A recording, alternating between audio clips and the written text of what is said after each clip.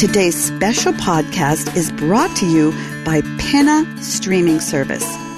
If you've been struggling to find a gift that balances fun with education and something that'll keep your kids off screens, that's a challenge, isn't it? Check out PINNA. PINNA combines the best podcasts and audiobooks and music all in one place, and it's specifically designed for kids 3 to 12. How cool is that you can go and have audiobooks and music all in one place for kids of all ages.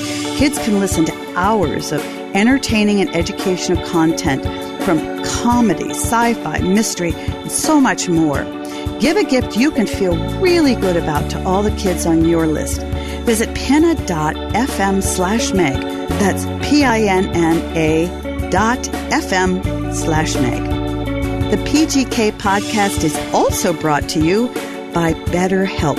TeenCounseling.com connects your 13 to 19-year-old with a licensed professional counselor right where they spend most of their time, on their smartphone. Simply complete a short questionnaire and you'll be matched with a skilled therapist in TeenCounseling.com's network of specialists. Then, once you review their credentials and approve, the counselor and your teen will begin communicating directly. Visit teencounseling.com/meg and help your teen take charge of their mental health. Parenting Great Kids with Dr. Meg Meeker listeners can get 10% off your first month at teencounseling.com/meg. For 30 plus years, I've seen every type of child grow up. Instead of giving me what I wanted, she gave me what I needed, which was truth. Don't let emotions win. Let truth win. Do your very best, and you should have a lot of fun while you do it. And the better you get at something, the more fun you're going to have at something. You moms and dads are wired with everything you need to be a parent to a great kid. Welcome to Parenting Great Kids. I'm your host, Dr. Meg Meeker, and today I'm going to be doing something a little bit different. I'm not interviewing a guest. I am going to talk about Christmas, and I'm going to talk about struggles you may have and the joys that can come with Christmas and the many different aspects of Christmas, because what I'd really like you to do this holiday season is to enjoy the holidays, enjoy Christmas. And for so many of us, holidays are a trial and they're stressful. For others, they're a time of loneliness, maybe depression and anxiety, which do go up around Christmas time. And I think there are a lot of reasons that they go up, but I want you to remember, Christmas is the time when Christ came to help us all get through our struggles. So really the answer to our struggles and stress and depression and anxiety and whatever else you're struggling for is Christmas. But we forget about that. As many parents prepare for the Christmas holiday, they wonder to themselves, is it okay to talk to my kids about Santa? What about Elf on the Shelf? Which presents should I give my kids? What do they really want and how can I please them? What about Christmas cards? Oh, I haven't done my Christmas cards yet, and so I feel behind. What are my kids' favorite foods? What are their favorite cookies? Do I have time to do that?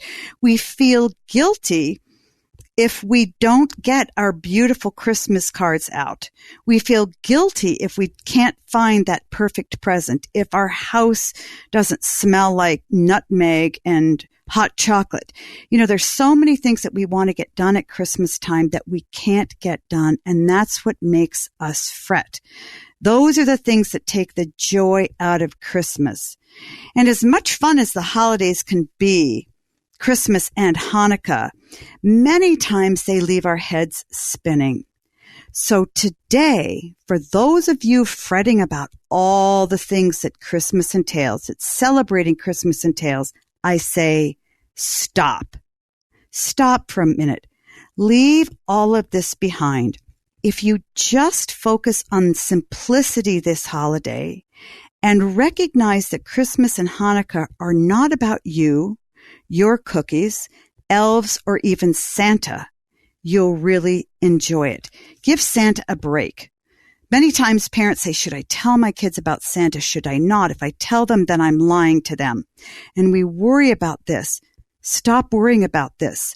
What I believe is that no matter what we say about Santa, if we fail to teach our kids about the real meaning of Christmas, that's the biggest lie that we can perpetrate on them. So stop thinking about all the small things that take up the celebration and focus for a few weeks, these weeks in Advent, on the real meaning of Christmas. We hear about that, but we really don't do it. Many times we feel during the Christmas holiday that our joy goes away. We like to think about the magic and the mystery, that something supernatural is happening at Christmas time. And honestly and truly, I think that's why we like to think about Santa, because Santa reminds us that there is a supernatural life beyond what we can see happening behind Christmas. And the truth of the matter is there is something supernatural happening. Christmas celebrates the pinnacle of all mysteries that ever happened in human history. The perfect mystery, the ultimate mystery that changed the course of human history. The mystery that has been around for 2,000 plus years, that even the smartest, most faithful among us cannot begin to understand. We think about Christ as the baby in a manger on Christmas Day, about Christmas being the birthday of Jesus. And many times people celebrate that birthday. When my kids were young, Christmas Eve, I'd bake a birthday cake. Of course, it had to be angel food cake. But we sang happy birthday to Jesus because I wanted to make sure that my kids realized Christmas is a birthday first and foremost. It was a miraculous birthday, but it was Christ's birthday. When we talk about Christ and we read the Christmas story, we think about this beautiful little chubby baby lying in straw. And there was a beautiful star. There were animals and shepherds and sheep and wise men with beautiful costumes and beautifully adorned camels. And we have this sort of romantic sense of what Christ's birth was all about. The truth of the matter is, his birth wasn't that way at all. It was very painful. Before Mary even had Christ, think about this. She was 9 months pregnant, riding a donkey. Now, I don't know if you've ever ridden a horse bareback, but riding a donkey without a saddle would be painful enough, let alone being 9 months pregnant. She labored in a manger, in a barn, a tiny barn, in the straw. She was confounded during this labor process because she was a virgin, and her husband was confounded at the same time. Christ's birth was profoundly primitive. And that begs the question for all of us who believe, why would a loving God who is holy present himself in such a state, in a filthy barn among animals, born to a woman who was a virgin? There is a majesty in Christ's birth and a power in Christ's birth, but it is also very confusing. And it is in this confusion around Christ's birth, around God's birth into a human person of Christ, that begins this great mystery. It really isn't about Santa. And we overlook this profound mystery even as we go to celebrate Christmas. This beautiful chubby baby was born into relative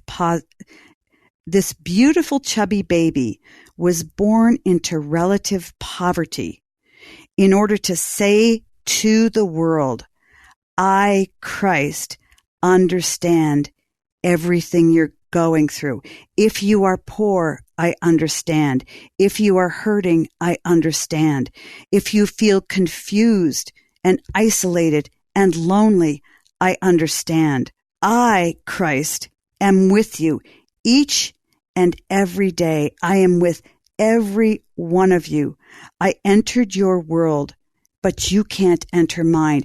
God himself came through Christ to say to us, I'm entering into your life to be with you, to stick by you, to hold you and to help you.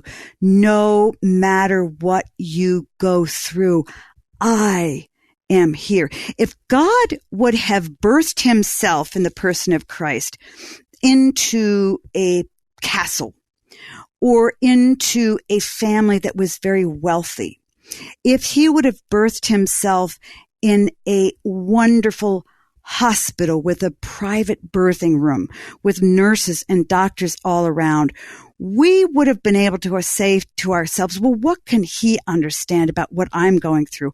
I'm poor. I'm feeling despondent. I don't have a mother. I don't have a father in my life. But he didn't.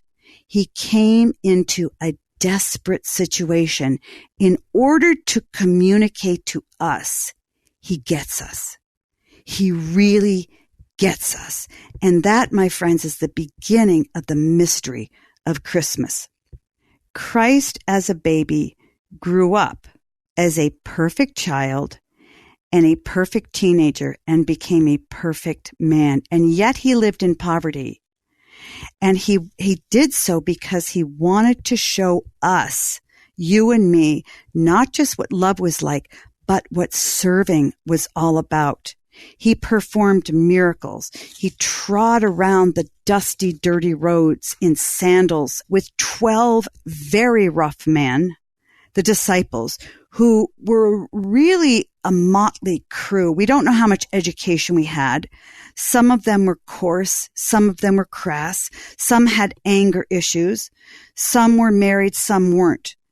And Christ walked around the country with these men in order to teach them who he was, but more importantly, to talk to the despondent and the broken in his midst about his love for them. He told a prostitute that she was beautiful and wonderful. He went to a crippled man and taught him to walk. He was approached by a woman who was bleeding so severely that he turned and healed her of her bleeding. Why did that woman come to Jesus behind him and touch his robe? And why was she healed? She came because she knew there was something different about this God-man, and she was right. She came to him, and when she touched him, he, in turn, healed her. He put mud on a man's eyes who was blind, and suddenly the man could see. He came to a powerful, well-spoken, articulate man who hated him. Out of the blue, he appeared to that man and said, "Why do you hate me?" That man was Paul. And in that moment, when Paul hated him, when Paul didn't ask anything about him or ask to know him, God interrupted his life and said, "Here I am. Why do you hate me?" And in the moment that Christ appeared to him, Paul's life was changed 180 degrees because that was the power of God himself. Friends, we need to take a quick break, but don't worry, I'll be right back with more of our Christmas podcast. KiwiCo creates hands-on projects for kids of all ages to make learning about STEAM fun. This holiday season, a KiwiCo subscription makes the perfect gift for every young explorer, engineer, and artist in your life. KiwiCo is defining the future of play by making it engaging, enriching, and seriously fun. They create hands-on projects and toys designed to expose kids to concepts in STEM, art, and design. Their mission is to help kids build creative confidence and problem-solving skills and have a blast while doing it. There's 7 lines to choose from, catered for different age groups and topics like the Panda Crate for babies or the Eureka Crate for kids 14 and older. Each box comes with all the supplies needed for that month's project, plus detailed kid-friendly instructions. KiwiCo projects are available via flexible monthly subscriptions or for individual purchase. They have gifts for kids of all ages, so there's something for everyone on your list. I've used KiwiCo projects with all 6 of my grandkids.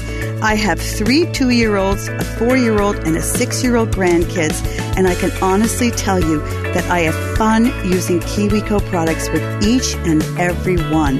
They're crafted for specific ages, and when you open the box, everything that you need is right there. So all you have to do, open the box and start playing.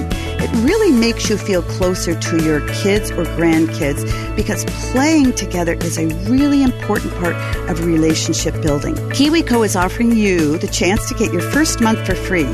To redeem this offer and learn more about their projects, visit KiwiCo.com/Meg. Designed with measurements from millions of women, Third Love's bra style are made to fit your life. They have over 80 bra sizes, but know that the only one that matters is yours. Friends, I love Third Love bras and underwear. They're comfortable. You don't even know you have them on. And they make everything you wear look and feel so much better. This is hands down the most comfortable bra you'll own, with straps that won't slip, tagless labels, and lightweight memory foam cups mold to your shape. Plus, returns and exchanges are free and easy.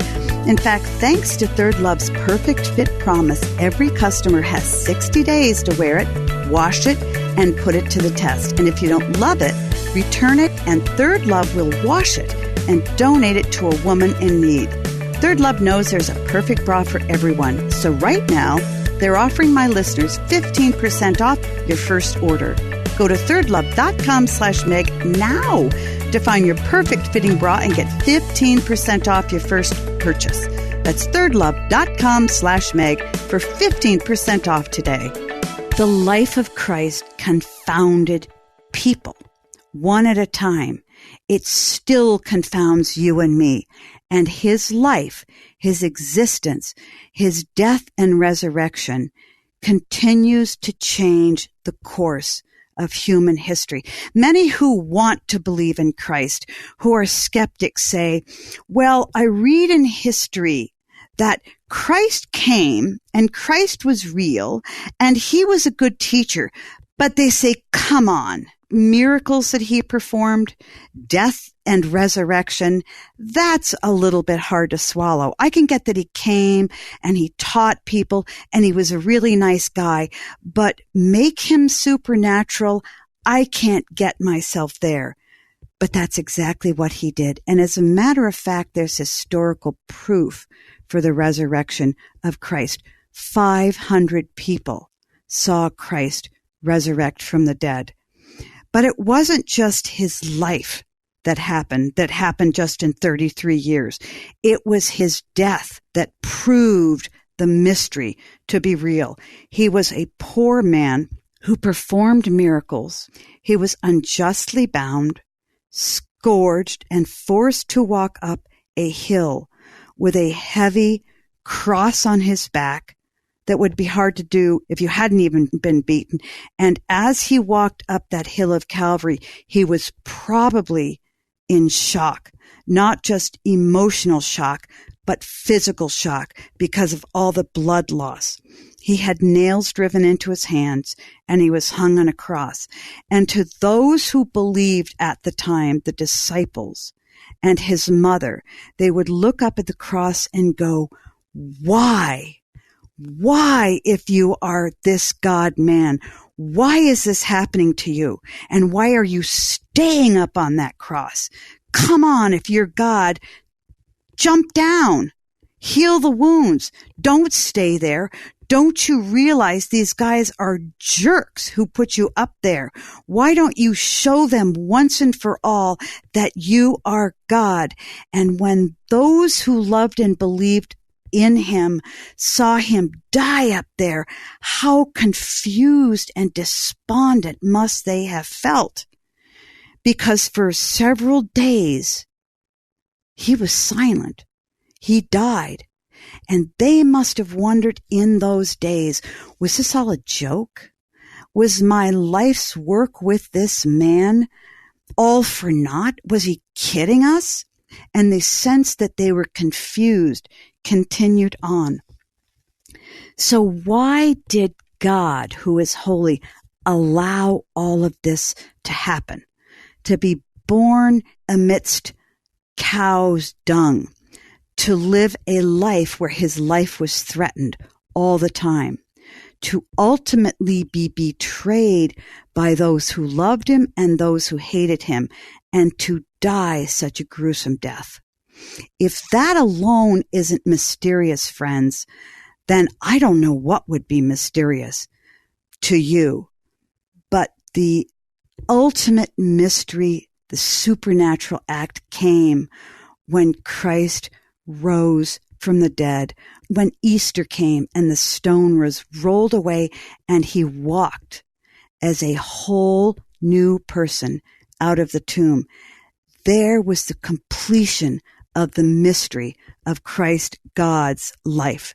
He did it because he loves you and me, and he loves us in a way that we can't understand. Just as we can't understand his birth and his resurrection, we can't understand the depth and the breadth of the love that he has for us.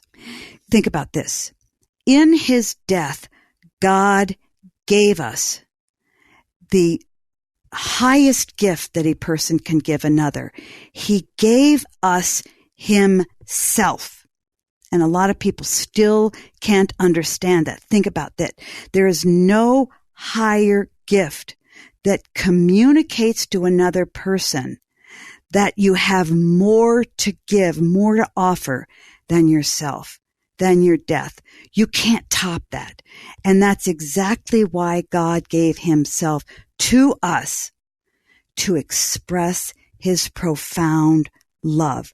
He did it to communicate that the love he has for us is so superior to any love that we can feel that we will never be understand it. It is a mysterious and profound love. So the mystery began in his birth. The mystery was culminated in the cross. It came about in his resurrection, but it is the mystery of his love that continues today for you and I, that continues to be the greatest mystery we could ever try to unravel. It is a love that says, I, your God, have opened my arms to you, my son or daughter, to you who may sit in prison today, to you who struggles with tremendous guilt, who may be an abuser, who may be a mother who feels she's failed her kids, who may be a dad who's walked out on his family, who may be a parent who's just gone through a horrible divorce, who may be a dad who feels that he's failed his kids because he hasn't seen them in 10 years. It doesn't matter who you are or where you are or what you've done or what you're telling yourself about yourself today. God opened his arms to every single person on this earth. And all he says to you in response to my love, in response to me opening my arms and my heart to you, will you do the same back to me? As I love you, will you return that love to me? It's so simple. Christmas is so simple. Christmas is for those who have faith to celebrate, but Christmas is for those who don't have a faith. It is for those who don't believe. It is for those who are hurting and depressed and anxious and lonely. It is God himself coming to you and saying, will you open your heart to believe enough to see me? And if you believe enough to see me, will you open your eyes to experience my love? And friends, when you do that, I guarantee something will happen. When you allow yourselves to have a peek at God's love, you will not be able to resist the temptation to love him back, even if it's just a little bit, because when you're touched with a profound love of God, you will respond back to him with the meager love that you can give to him. So this Christmas, ponder that. Ponder real mystery. Ponder Christ. Ponder God who is Christ. And friends, I know when you stop amidst the busyness of the Christmas season and think on that, whether you talk to your kids about Santa or the elf on the shelf, or how many cookies you should bake, or Christmas presents you should buy, or that perfect gift, or even handling Uncle Ed who is drunk on Christmas, those will feel so small. And that's how you can learn how to really enjoy Christmas this year. If you want to learn how to lighten your load, ponder the real mystery of Christmas, and the load will just somehow evaporate. It will become so insignificant compared to the mysteries that happened with the birth, the life, the death, the resurrection of Christ, and the continued mystery of love that God pours onto us every single day. Ponder that, friends. Enjoy this Christmas and lighten your load, because love is waiting for you. God's love is waiting for you. I believe this. I know this. I care for you. I genuinely care for you. And that's why the Parenting Great Kids podcast come to you over and over and over. I don't make any money on the podcast. Matter of fact, I lose money. But I come to you because I want you to know that there is hope for you. There is hope in Christmas, and that you can enjoy your life as a parent in a way you've never known possible. Merry Christmas to you, my friends. Have a wonderful holiday season, no matter where you are. And I hope and pray that this podcast has touched you in a way that perhaps you've never been touched before. Thank you for listening throughout the years. And I hope that the Parenting Great Kids podcast will continue to bless you in 2020. Because remember, friends, great kids are raised by you. They aren't just born. Hey, this is Bobby, producer of Meg Meeker's Parenting Great Kids podcast. Thanks for listening, and because of your dedication to raising great kids, Dr. Meg's Parenting Revolution has grown to over 3 million downloads. Head on over to Facebook and Twitter and follow @MegMeekerMD, and check out what's new at megmeeker.com. And while you're there, sign up for the newsletter to stay updated and get information about giveaways. Don't forget to share the podcast with other parents, subscribe so you won't miss anything, and leave us a review so we know how we're doing.